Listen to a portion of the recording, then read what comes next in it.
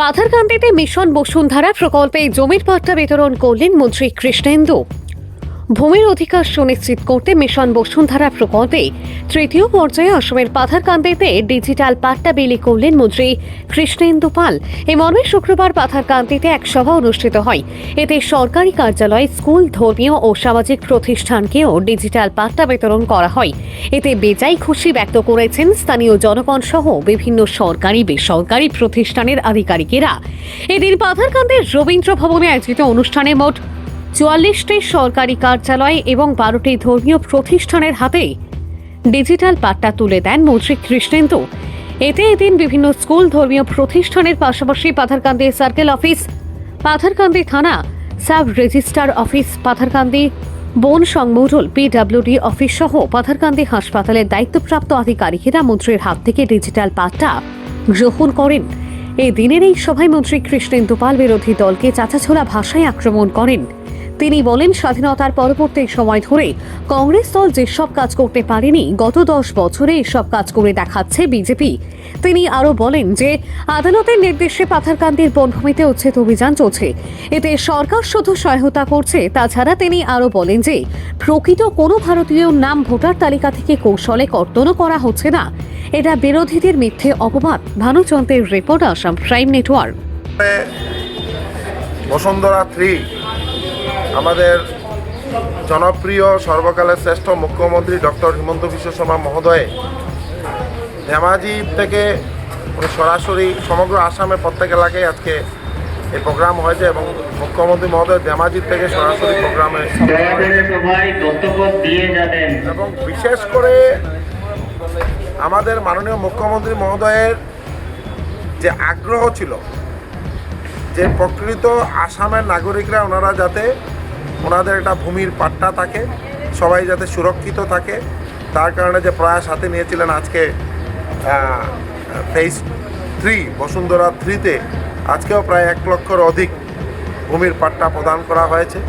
এবং আপনারা দেখেছেন পাথারকান্দিতে অবৈধ যারা ব্যক্তিরা বা ভূমাফিয়ারা যেভাবে কেস করেছিল, এই মাটি ওনাদের, ওই মাটি ওনাদের, আজকে তার একটা সমাধান সূত্র যেটা বেরিয়েছে যে আমরা আজকে নিজের হাতে পাথারকান্দি থানা, Patharkandi circle office, Patharkandi sub registrar, Patharkandi আমাদের হসপিটালের মাটি সব এই যে পাট্টা ওনাদের হাতে তুলে দেওয়ার যে সুযোগ পেয়েছি, তাই আমি মাননীয় মুখ্যমন্ত্রী মহোদয়কে বহুত বহুত ধন্যবাদ এবং কৃতজ্ঞতা জানাই এবং নিজেকে অনেক গৌরবান্বিত মনে হচ্ছে যে এই যে মহৎ কাজে আমিও যুক্ত হতে পেরেছি বা অনেক মন্দির বা স্কুলের যে ওনাদের ভূমির পাট্টা প্রদান করার সুযোগ পেয়েছি। স্যার, মহামান্য আদালতের নির্দেশ অনুসারে স্টেটার থাকা সত্ত্বেও পাথারকান্দিতে আপনার ইশারায়, আপনার ষড়যন্ত্রে, আপনার দলের ষড়যন্ত্রে নাকি পাথারকান্দি উচ্ছেদ অভিযান চালানোর কংগ্রেসের অভিযোগ। ইভিকশন ফরেস্ট ডিপার্টমেন্ট করেছে এবং পাথারকান্দিতে আপনারা দেখবেন যে এটা একটা ফেজ মেনা রয়েছে এবং এটা কন্টিনিউয়াস চলবে, যে ফরেস্ট বাঁচাতে হবে। মহামান্য সুপ্রিম কোর্টের যে গাইডলাইন, এই গাইডলাইন মেনেই সবাই চলছে। আমরা সবাই কোর্টকে আমরা সবাই মেনেই আমরা চলি, আইনের ঊর্ধ্বে কেউ নয়। এখানের মধ্যে যে এসআর হয়েছে, এসআরের মধ্যে আপনারা দেখেছেন প্রথমে একবার ধর্ণা দেওয়া হয়েছিল। ওনাদের কাজ মানুষকে কিভাবে ভুল বুঝানো, এই কংগ্রেসীদের কাজই হল ভুল বুঝিয়ে কিভাবে ষড়যন্ত্র করে ইলেকশনে নির্বাচন খেলা যায়, কিভাবে জিতা যায়। আজকে আমি কয়টা কথা বলেছি, আপনারা দেখবেন যে পাথারকান্দি কোন জায়গায় ছিল, আজকে কোন জায়গায় এসেছে। আজকে অবৈধ ভূমাফিয়ারা কিভাবে মাটি দখল করেছে, এগুলো ইভিকশন হবেই, উৎখাত করা হবে। প্রকৃত খিলঞ্জিয়া যারা পাথারকান্দির নাগরিক, ওনাদের মাটি কিভাবে দখল করা, এইসব অপপ্রয়াস চলবে না। মাটিকে রক্ষা করতে হবে এবং এই মাটি যাদের ভূমিহীন ওনাদের হাতে তুলে দেওয়া হবে বা ইন্ডাস্ট্রি করতে হবে। এগ্রিকালচার কলেজ, কালকে মাননীয় মুখ্যমন্ত্রী নিজেই বলেছেন আগামী কিছুদিন পর এইমস হসপিটাল হবে। তো এইভাবে আমাদের এখানে ডেভেলপমেন্ট করতে হবে। পাথারকান্দি আগের পাথারকান্দি নয়, এখন অনেক উন্নত, আমরা উন্নয়নের একটা চরম শিখরে পৌঁছার ব্যবস্থা আমরা এগিয়ে যাচ্ছি। এডুকেশন হোক, হেলথ হোক, প্রত্যেক ক্ষেত্রে। আর কারা কি বললো এটা নিয়ে আমি একবারও ভাবি না। আমি শুধু এই কথা বলতে চাই যে ইভিকশন হয়েছে, ওনাদের হাউস হোল্ড যদি থাকে, ওনারা যদি এখানে থাকে, তাহলে ওনাদের নাম এখানে থাকবে। এটা আইন দেখবে, এখানের মধ্যে ইয়ারও আছে, ইয়ারও দেখবে। এইসব নিয়ে আমরা কথা বলতেছি না, আমরা শুধু এই কথা বলতে চাই বৈধ নাগরিকের নাম যাতে ভোটার লিস্টে থাকে। কেউ যদি ত্রিপুরায় থাকে তারপর এখানের মধ্যে নাম থাকবে, এটা তো হতে পারে না। কেউ বিয়ে হয়ে গেছে, তার শিলচার চলে গেছে, পাতারকান্দিতেও নাম আছে, শিলচারও নাম আছে, এই ধরনের হতে পারে না। যাতে বৈধ নাগরিকদের নাম নিয়ে একটা সুন্দর ভোটার লিস্ট তৈরি হয়। ওনাদের কাছে কোনো কিছু নেই, কোনো ধরনের মিশন নেই, কোনো ধরনের ভিশন নেই। ওনাদের কাছে একটাই কাজ,